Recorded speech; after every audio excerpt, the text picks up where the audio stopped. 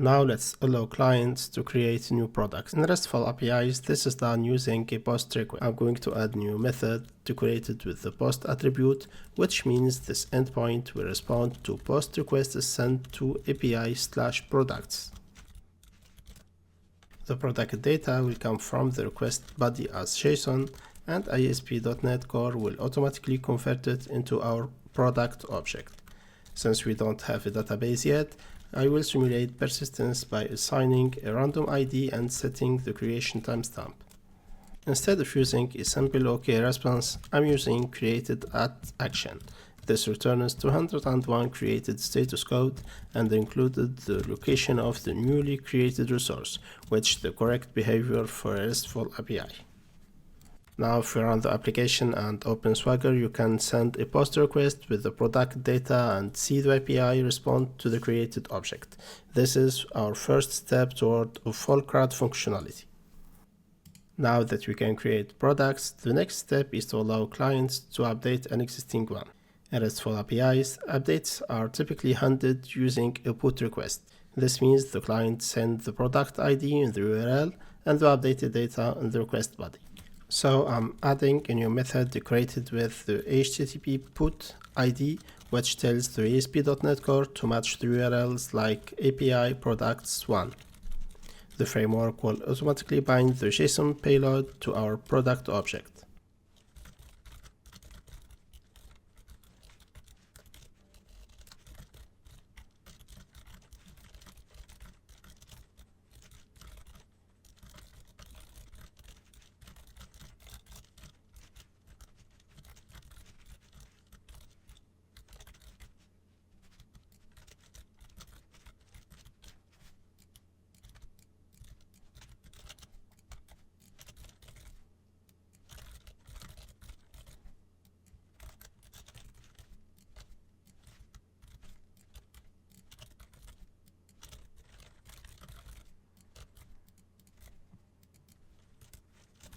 Then, since we are still using the simulated data, I will search our in-memory list for the product with the specified ID. If the product doesn't exist, we return a 404 not found, which is the correct response when trying to update something that isn't there. If it does exist, we simply update its properties with the new values provided by the client and return the updated product with the 200 OK response. After running the application, you can test this endpoint in Swagger by providing an ID and sending updated product data. This brings us one step closer to full CRUD functionality, where clients can create, read, update, and eventually delete resources just like a real-world system.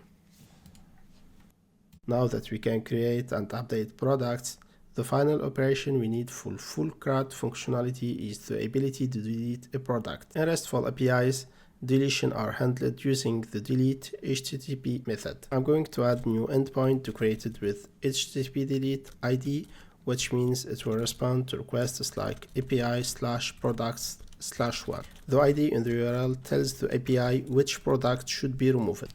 Inside the method, we again search our simulated data for product with the specified ID. If no matching product is found, we return a 404 not found, because the client is trying to delete something that doesn't exist. If the product is found, we remove it from the collection. Instead of returning data, we return a 204 no content response. This is the standard REST behavior for successful deletion. It confirms the operation succeeded but doesn't send anything back to the response body.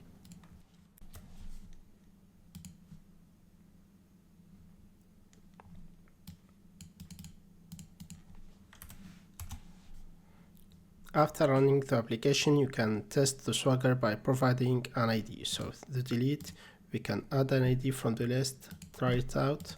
For example, we can add work with the ID equal to 2 and execute. And here you can find that the code status returned is 204. We can test with an element that doesn't exist on the list, for example, ID equal to 10, and execute. And you can see here that we have a response of 404. Now we have completed another task, is the CRUD operations. For the next step, we are going to work with the entity framework, creating a DbContext, define the relationships between entities, add migrations, and seed initial data so we can add elements to the database. So far, our API looks functional, but there is one major limitation. All the data is stored in memory. Every time we restart the application, everything disappears. In real-world systems, data must be persistent, which means we need a database. In this step, we are going to integrate SQL Database using Entity Framework Core, which is the official object rational mapper for .NET. Entity Framework will allow us to work with our database using C# classes instead of writing raw SQL, making development faster and more maintainable. We will start by installing the required Entity Framework packages. NuGet packages,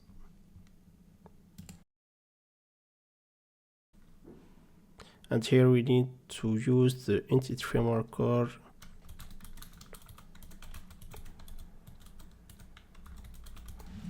.SQL Server.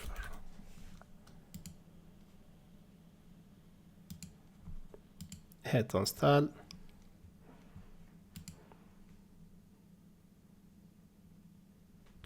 Once it's done, let's install the second one.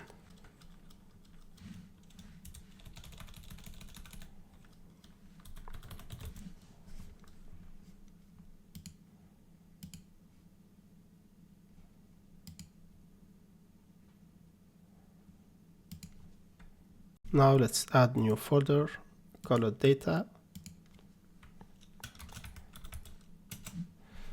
and inside this new folder let's add a new item, and this item is going to be for the app DbContext.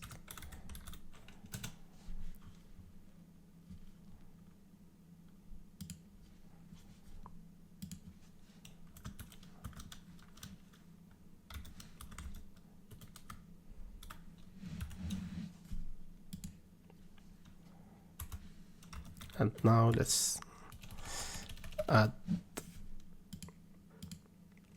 a constructor, CTOR, and this constructor, let's inject the dependencies.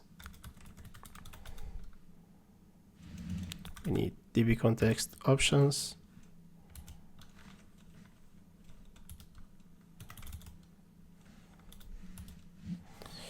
update the context,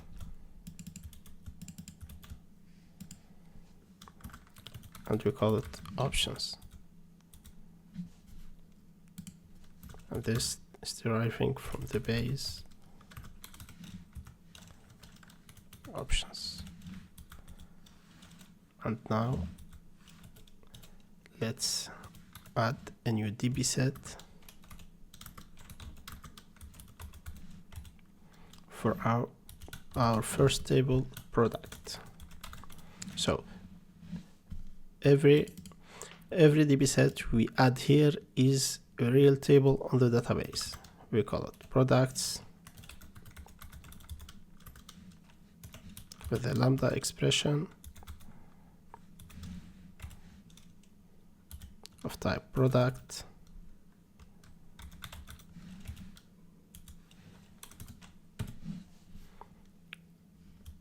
Let's save. Now let's go to the app setting and let's set a connection string. I'm creating a new database called E-Commerce app with the server local DB. Now we have created the app DbContext and configured the connection string on the app setting. Let's go to the program CS and register the DbContext. All we need to do is builder dot services dot add DbContext. Then the name of the DbContext, it's app DbContext. You need to use the same name you used here.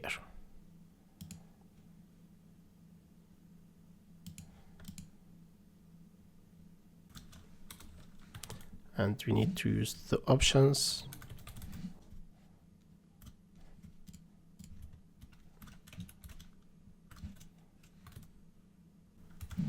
Options.use SQL Server, and here we need to use the builder dot configuration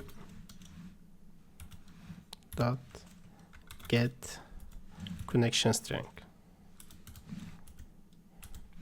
and inside the app setting we name it default connection. We need to use the same name here,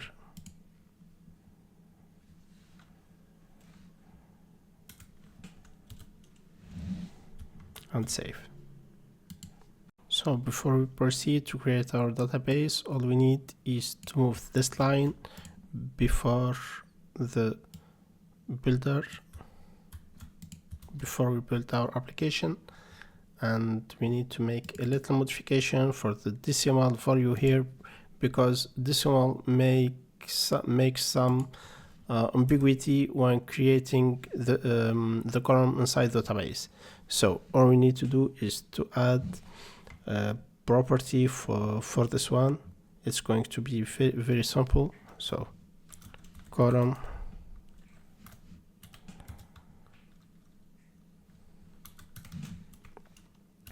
type name,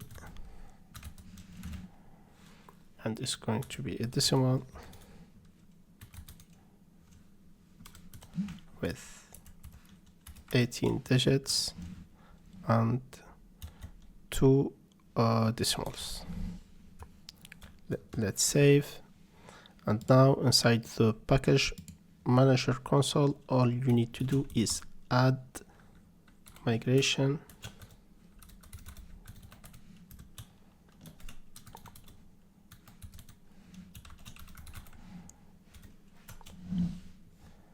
initial create.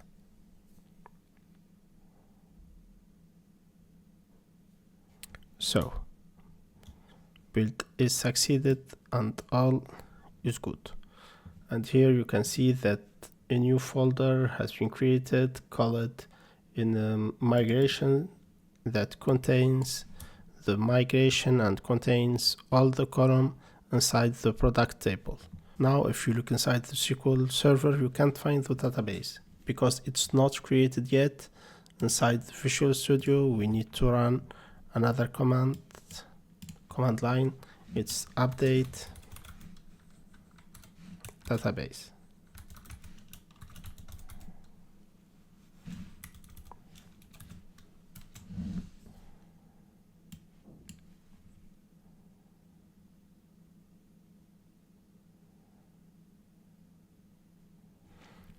Now inside the SQL Server we can refresh for the databases, and you can see that a new database has been added, E-Commerce app, that contains only one table, and this table contains all the columns we already defined inside the product entity.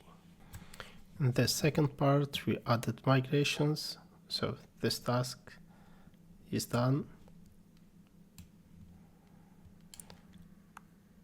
We have created the database. The next tutorial we are going to define the relationships and seed initial data. That means adding data to the database.